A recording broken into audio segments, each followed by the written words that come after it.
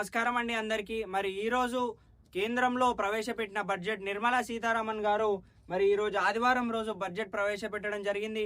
మరి ఈ బడ్జెట్ గురించి డీటెయిల్గా క్లియర్గా మనం ఈ వీడియోలో అనేది తెలుసుకుందాం.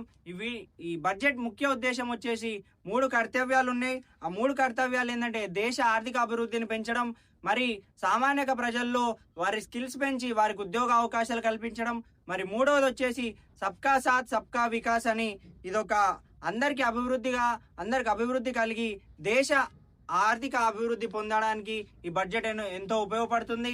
మరి మెయిన్గా ఒక 7 సెక్టార్స్ కింద ఈ బడ్జెట్ అనేది డివైడ్ చేయడం జరిగింది. ఫస్ట్ వచ్చేసి మరి ఐటీ ఇంకా గ్లోబల్ ఇన్వెస్ట్మెంట్, నెక్స్ట్ వచ్చేసి స్టార్టప్స్ ఇంకా ఎంఎస్ఎంఈ, మరి తర్వాత ఇన్ఫ్రాస్ట్రక్చరు, మరి రోడ్స్ డెవలప్మెంట్స్, హైవేస్, రైల్వేస్ కానివ్వండి. మరి ఈ బడ్జెట్లో కొత్తగా ఒక 7 రైల్వేలు అనేది ఫాస్ట్ రైల్వే రూట్లు అనేది ఇంట్రడ్యూస్ చేయడం జరిగింది. అంతేకాకుండా ఎడ్యుకేషన్స్ ఇంకా గర్ల్స్ ఫెసిలిటీ సిస్టమ్ ప్రతి డిస్టిక్లో మరి అమ్మాయిలకు ఒక సపరేట్ ఎస్టీఎం విద్యార్థులకు హాస్టల్ నిర్మించాలని ఈ బడ్జెట్లో ప్రవేశపెట్టడం జరిగింది. అంతేకాకుండా అగ్రికల్చర్లో ఏఐ వాడడం పెట్టడం జరిగింది.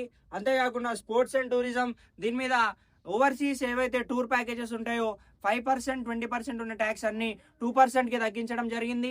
మరి దాంతోపాటు హెల్త్ సెక్టార్లో బయోలాజిక్స్, బయోసిమిలర్స్ ఇండియాలోనే తయారు చేయడం, ఇండియాలోనే మ్యానుఫ్యాక్చరింగ్ చేయడం జరుగుతుంది. మరి దీనికి ఒక 10,000 కోట్లని కేటాయించడం జరిగింది. మరి ఈ స్టార్టింగ్ ఫస్ట్ నుంచి మనం చూసుకున్నట్టయితే ట్యాక్స్ సిస్టమ్స్లో ట్యాక్స్ స్లాబ్స్ ప్రకారం ఎలాంటి చేంజెస్ లేవు. అండ్ మెయిన్ చేంజెస్ ఏం లేవు. ఏవైతే ఇండివిజువల్కి 12% వితౌట్ ట్యాక్స్ ఫ్రీ ఇన్కమ్ ఉంటుందో వాళ్ళు డైరెక్ట్ దాన్ని పొందొచ్చు. దాంట్లో ఎలాంటి చేంజెస్ చేయడం జరగలేదు. మరి అంతేకాకుండా మరి ఇప్పుడు new income tax act 2025 act ఏదైతుందో అది ఇప్పుడు ఏప్రిల్ 2026 నుంచి అమల్లోకి రావడం జరుగుతుంది. మరి ఫస్ట్ నుంచి మనం చూసుకున్నట్టయితే ఈ ఐటీ సెక్టార్లో ఏమేమి ఉన్నాయి, మెయిన్గా ఐటీ సర్వీసెస్కు సింగిల్ కేటగిరీ కింద సేఫ్ హార్బర్లో 300 కోట్ల నుంచి 2,000 కోట్లకి ఈ బడ్జెట్లో పెంచడం జరిగింది. అంతేకాకుండా విదేశీ క్లౌడ్ కంపెనీలకు 2047 వరకు అంటే 2047 వరకు ఒక ట్యాక్స్ హాలిడే, ఎలాంటి ట్యాక్స్ లేకుండా ట్యాక్స్ హాలిడే ఇవ్వడం జరిగింది. దీనివల్ల మన దేశానికి గ్లోబల్ కంపెనీస్ ఎక్కువ ఇన్వెస్ట్ చేయడం కానీ, కొత్త ప్రాజెక్ట్ తీసుకురావడం కానీ, మరి యువతకి కొత్త ఉద్యోగ అవకాశాలు కల్పించడానికి ఈ బడ్జెట్ మెయిన్గా అజెండా అయింది. మరి ఇప్పుడు ఎంఎస్ఎంఈ ఇంకా స్టార్టప్స్ జోలికి వస్తే ఎవరెవరైతే స్టార్టప్స్ పెట్టాలనుకుంటున్నారో ఇది ఒక మంచి సుదీర్ఘ అవకాశం అని మనం చెప్పుకోవచ్చు. మరి స్టార్టప్స్ కి ఒక 10,000 కోట్ల ఫండ్ అనేది తీసి పెట్టడం జరిగింది. మరి మీ ఫ్రెండ్స్ ఎవరెవరైతే ఒక చిన్న బిజినెస్ పెడదాం అనుకుంటున్నారో వీరి నుంచి ఒక బిగ్ సక్సెస్ ఇచ్చే విధంగా ఎంఎస్ఎంఈ నుంచి మరి మీకు లోన్స్ ద్వారా కానీ ఒక ఫినాన్షియల్ సపోర్ట్ దొరుకుతుంది. అంతేకాకుండా నెక్స్ట్ వస్తే ఇన్ఫ్రాస్ట్రక్చర్లో పబ్లిక్ క్యాపెక్స్ కింద 12 లక్షల కోట్లు, దాదాపు 12 లక్షల కోట్లు కేటాయించడం జరిగింది. అంతేకాకుండా ఒక 7 హై స్పీడ్ రైల్ కారిడార్స్ మన చూసినట్టయితే మీకు స్క్రీన్ మీద డిస్ప్లే చేస్తాను చూడండి. 7 హై స్పీడ్ రైల్ కారిడార్స్ అనేది కొత్తగా తీసుకురావడం జరిగింది. మరి దీని ద్వారా కన్స్ట్రక్షన్ జాబ్స్ కానివ్వండి, లేకపోతే ఎక్కువ సిమిలర్ రూట్స్ ఏవైతే ఉన్నాయో ఆ రూట్స్ లో ఉద్యోగ అవకాశాలు, మరి ఇంజనీరింగ్ సెక్టార్ కానివ్వండి, మ్యానుఫ్యాక్చరింగ్ సెక్టార్ కానివ్వండి, ఉద్యోగ అవకాశాలు మెయిన్ అసలు ఈ టోటల్ బడ్జెట్ అజెండా వచ్చేసి యూత్ ఫ్రెండ్లీగా, యూత్ కి ఉద్యోగ అవకాశాలు కల్పించేటట్టు ఈ బడ్జెట్ అనేది మనకు కనబడుతుంది. మరి ఇంకో సెక్టార్ వచ్చేసి ఎడ్యుకేషన్ అండ్ గర్ల్స్ పవర్ కింద మరి అన్ని రాష్ట్రాల్లో ప్రతి డిస్టిక్ కి ఒక్కొక్క ఎస్టీఎం విద్యార్థులకి సపరేట్ గా ఒక హాస్టల్ అనేది నిర్మించాలని ఈ బడ్జెట్ లో ఉంది. మరి ఇది వచ్చేసి మరి అంతేకాకుండా 15,000 స్కూళ్ళకి, మరి 500 కాలేజీలకి క్రియేటివ్ టెక్నాలజీ ల్యాబ్స్, ఎవరెవరైతే కోడర్స్ ఉంటారో, డిజైనర్స్ కానివ్వండి, కాంటెంట్ క్రియేటర్స్ కానివ్వండి, ఇన్నోవేషన్స్ తో ఎవరెవరైతే యువత ఇప్పుడు ముందుకు వస్తున్నారో వారికి ఇది ఒక గట్టిగా ఉపయోగపడుతుంది. ఇది ఒక స్ట్రాంగ్ క్రియేటివ్ ఎకానమీని బిల్డ్ చేస్తుందని ఈ బడ్జెట్ లో తీసుకురావడం జరిగింది. మరి నెక్స్ట్ వచ్చేసి అగ్రికల్చర్ విభాగంలో ఇప్పుడు యువత అనేక మంది మాకు సాఫ్ట్వేర్ జాబులు కావాలి, మేము బయటకు పోయి పని చేసుకుంటామని కాకుండా యువతని అగ్రికల్చర్ లో తీసుకురావడానికి అగ్రికల్చర్ లో కొత్తగా మరి గ్రామీణ యువతను కూడా పట్టించుకొని అగ్రికల్చర్ లో ఏఐ అనేది తీసుకురావడం జరిగింది. మరి గుర్తుపెట్టుకోండి, భారత్ విస్తార్ అనే ఒక ఏఐ టూల్ ద్వారా మల్టీ లాంగ్వేజ్ ఇది ఒక ఏఐ టూల్. మరి మీ రీజనల్ ఏదైతుందో మీ తెలంగాణ కానివ్వండి, ఆంధ్రప్రదేశ్ కానివ్వండి, బీహార్ కానివ్వండి, చెన్నై కానివ్వండి, ఢిల్లీ కానివ్వండి, అన్ని రాష్ట్రాల్లో ప్రతి భాషలో ఈ భారత్ విస్తార్ అనే యాప్ మరి లాస్ట్ ఇయర్ మన దగ్గరకు వచ్చింది. లాస్ట్ 1 ఇయర్ నుంచి ఈ యాప్ మీద రీసెర్చ్ జరిగి మరి ఇప్పుడు దీన్ని లాంచ్ చేయడం జరిగింది. ప్రతి డిస్ట్రిక్ట్స్ లో వాళ్ళ లాంగ్వేజ్ మరి వాళ్ళ యాస ప్రకారం, మరి తెలంగాణ చూస్తే వరంగల్ యాస వేరుంటది, ఇటు గట్కేశ్వరంలో యాస వేరుంటది, మళ్ళీ ఇటు ఆదిలాబాద్ వాళ్ళ యాస వేరుంటది.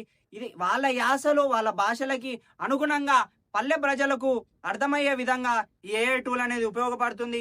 మరి దీన్ని అగ్రి స్టాక్ మరియు ఐసిఏఆర్ డేటా ఇంటిగ్రేషన్ ద్వారా దీన్ని తీసుకురావడం జరిగింది. దీనివల్ల స్మార్ట్ ఫార్మింగ్ లోకి టెక్నాలజీ తీసుకురావడం. ఇప్పుడు ప్రెసెంట్లీ మనం చూసుకోవచ్చు, డ్రోన్ల ద్వారా ఫర్టిలైజర్స్ కానివ్వండి, ఎరువులు కానివ్వండి, విత్తనాలు కానివ్వండి చేస్తున్నారు. మరి రూరల్ యూత్ కి డెవలప్మెంట్, వాళ్ళకి ఇప్పుడు సిటీలో ఉన్న ప్రజలకైతే సాఫ్ట్వేర్ జాబ్లు అవి దాని మీద ఇంట్రెస్ట్ ఉంది. మరి పల్లెల్లో ఉన్న యువతకి మరి వాళ్ళ కోసం ఆలోచించి ఇది అనేది తీసుకురావడం జరిగింది. అంతేకాకుండా హెల్త్ అండ్ బయోఫార్మ్, ఇప్పుడు మనం ఈ సెక్టార్ లోకి వచ్చినప్పుడు హెల్త్ అండ్ బయోఫార్మా కిందకి వచ్చినప్పుడు బయోఫార్మా శక్తి కింద 10,000 కోట్లు అనేది మరి బడ్జెట్ లో తీసుకురావడం జరిగింది. దీనివల్ల బయోలాజిక్స్ కానివ్వండి, బయోసిమిలర్స్ మన దేశంలోనే ఉత్పత్తి అయి మన దేశంలోనే తయారీ అవడం జరుగుతుంది. మరి ఇది వచ్చేసి ఈ బడ్జెట్ ఏదైతే ఈ ఫైనాన్షియల్ ఇయర్ ఎండింగ్ లో దీన్ని మొదలు పెట్టాలని మరి మనం వార్తల్లో మనం తెలుసుకోవచ్చు. అంతేకాకుండా ఫార్మా అండ్ బయోటెక్ స్టూడెంట్స్ కి ఇది ఎంతో ఉపయోగపడుతుంది. మరి వాళ్ళకు కూడా ఇప్పుడు ఈ బయోలాజిక్స్, బయోసిమిలర్స్ ఇవైతే మ్యానుఫ్యాక్చర్ చేసే క్రమంలో ఎవరైతే బీఫార్మ్ స్టూడెంట్లు, ఎంఫార్మ్ స్టూడెంట్, ఫార్మసీ స్టూడెంట్స్ కి దీన్ని మంచిగా ఉపయోగపడి దీని ద్వారా వాళ్ళకు ఉద్యోగాలు రావడం జరుగుతుంది. ఇది వచ్చేసి ఇప్పుడు ఇవన్నీ ఈ బడ్జెట్ లో ఉన్నాయన్ని ఇప్పుడు అయిపోతాయి, నైట్ అయిపోతాయి అని కాదు. ఇవన్నీ ఒక లాంగ్ టర్మ్ గ్రోత్, అంటే ఫ్యూచర్ స్కోప్ ని అంచనా వేసుకొని మరి ఫ్యూచర్ జాబ్స్ గురించి కానీ, ఫ్యూచర్ ఉద్యోగాల నిమిత్తం కానీ, కంట్రీ గ్రోత్ నిమిత్తం ఈ బడ్జెట్ అనేది తీసుకురావడం జరిగింది. అంతేకాకుండా ఇప్పుడు మెయిన్ వచ్చేసి ఎవరెవరైతే ఫారెన్ ట్రిప్స్కి వెళ్ళాలనుకుంటున్నారో మరి ఈ బడ్జెట్ వచ్చినాక మీకు అది ఎంతో ఈజీగా మరి సులభంగా అవ్వబోతుంది. 5%, 20% ఉన్న ట్యాక్సులు ఇప్పుడు దాన్ని 2%కి తగ్గించడం జరిగింది. 5%, 20% ట్యాక్సెస్ నుంచి ఏవైతే ప్యాకేజెస్ ఉంటాయో, ఓవర్సీ ప్యాకేజెస్, టూర్ ప్యాకేజెస్ ఉంటాయో వాటిని 2%కి తగ్గించడం జరిగింది. అంతేకాకుండా పోర్ట్ సెక్టార్ లో ఖేలో ఇండియా మిషన్ అని ఇది ఒక 10 ఇయర్స్ ఫ్యూచర్ వరకు ఈ మిషన్ పోర్ట్ సెక్టార్ ట్రాన్స్ఫర్మేషన్ కోసం ఈ మిషన్ అనేది ఎంతో ఉపయోగపడుతుంది. అంతేకాకుండా ఒక 10 మంది టూరిస్టులు మన దేశంలో ఏవేవైతే టూరిస్ట్ స్పాట్స్ ఉన్నాయో ప్రతి రాష్ట్రంలో మన దేశంలో ఉన్న అన్ని టూరిస్ట్ స్పాట్లకి ఒక 10,000 మంది అడ్వాన్స్డ్ మరి ఆ లొకేషన్ కి అంచనా కలిగిన వాళ్ళు, ఒక టూరిస్ట్ అడ్వైజర్ కానివ్వండి, మనం టూరిస్ట్ గైడ్లను చూడొచ్చు. టూరిస్ట్ గైడ్లని గవర్నమెంటే సొంతంగా అక్కడ ఏవైతే దాని వల్ల ఒక 10,000 జాబులు వస్తాయి. మరి దేశానికి ఎంతో ఉపయోగపడుతుంది. దీనివల్ల ఒక 10 టూరిస్ట్ గైడ్ జాబులు వస్తాయి. వాళ్ళకి ఒక 12 వారాల ట్రైనింగ్ ఇచ్చి వారిని ఆ ప్రదేశాలకు పంపించనున్నారు. మరి ఈ బడ్జెట్ ఓవరాల్ గా మనం చూసుకున్నట్టయితే మరి ట్రేడింగ్ రూపంలో ఫ్యూచర్స్ అండ్ ఆప్షన్స్ లో మరి వాళ్ళు ట్యాక్సెస్ తగ్గిస్తారు అనుకుంటే కొంచెం పెంచడం జరిగింది. మరి దీనివల్ల ట్రేడ్ మార్కెట్ లో మరి స్టాక్ మార్కెట్ లో ఎలాంటి చేంజెస్ రాబోతున్నాయి. మరి ఈరోజు సండేగా అయినప్పటికీ బడ్జెట్ ప్రవేశపెట్టినప్పుడు మరి స్టాక్ మార్కెట్ అనేది ఇంకా రన్నింగ్ లోనే ఉంది. ఈ రోజు మనం చూసుకోవచ్చు, బంగారం ధర, సిల్వర్ ధర మరి మొన్నటిదాకా పెరుగుకుంటూ వచ్చింది, అందరు ఇన్వెస్ట్ చేసారు. మరి ఇప్పుడు తగ్గుతుంది.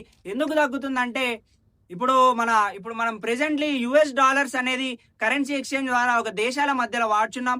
మరి దాన్ని తొలగించి ఒక మెటల్ కాంపోనెంట్ దాని వల్ల మనం ఎక్స్చేంజెస్ చేసుకోవాలని చెప్పి ముఖ్య ఉద్దేశం వల్ల ఇప్పుడు ఈ సిల్వర్, గోల్డ్ ప్రైజెస్ పెరుగుతున్నాయి. కాబట్టి ఇప్పుడు మీరు ఇంకా వాటిలో ఇన్వెస్ట్ చేయకుండా ఉండండి.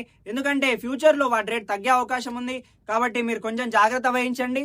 మరి అంతేకాకుండా ఈ బడ్జెట్ అనేది మరి ఈ రోజు నిర్మలా సీతారామన్ గారు తీసుకొచ్చిన బడ్జెట్ మీకు ఎలా ఉపయోగపడుతుంది, మరి దీని ఓవరాల్ గా మనం చూసినట్టయితే మరి ప్రతి పొలిటికల్ విషయంలో మరి లేకపోతే ఇటు స్టూడెంట్స్ విషయంలో చూస్తే ఇది ఎంత ఉపయోగపడేటట్టు అయితే మనకుంది. మరి దీన్ని ఫుల్లీ ఎలా అలొకేట్ చేస్తారు, మరి ఇప్పుడు ఈ బడ్జెట్ మరి కరెక్ట్ గా యూటిలైజ్ చేస్తారా లేదా అనేది ఇది ఒక మెయిన్ పాయింట్ లాగా మారింది. మరి దీని మీద ప్రతిపక్ష పార్టీలు ఇప్పటికే వాళ్ళ ఒపీనియన్ షేర్ చేస్తున్నారు. మరి దీని మీద రాహుల్ గాంధీ గారు రేపు స్పందిస్తా అని చెప్పిండు. నేను పూర్తిగా అనాలిసిస్ చేసి రేపు స్పందిస్తా అని చెప్పిండు. అంతేకాకుండా మీ ఒపీనియన్ ఏముందో కింద కామెంట్ రూపంలో తెలియజేయండి. ఈ బీజేపీ గవర్నమెంట్ మరి ఇది ఒక 9వసారి కాన్సిక్యూటివ్ గా నిర్మలా సీతారామన్ గారు ఈ బడ్జెట్ అనేది ప్రవేశపెట్టి ఉన్నారు. మరి ఈ బడ్జెట్ మీకు ఎలా ఉపయోగపడింది, మరి దీని వల్ల ఇన్ని జాబ్స్ నిజంగానే వస్తాయా అని మీకు డౌట్ ఉందా లేకపోతే క్లారిఫికేషన్ ఉందా కింద కామెంట్ రూపంలో తెలియజేయండి. ఈ వీడియో ఇంతసేపు మీరు చూస్తున్నట్టయితే లైక్ చేయండి. ఇలాంటి మోర్ ఇన్ఫర్మేషన్ మరి ఇలాంటి డీటెయిల్ ఎక్స్ప్లెనేషన్స్ కోసం మా ఛానల్ని సబ్స్క్రైబ్ అయి ఉండండి. Thank you. Time speak signing off.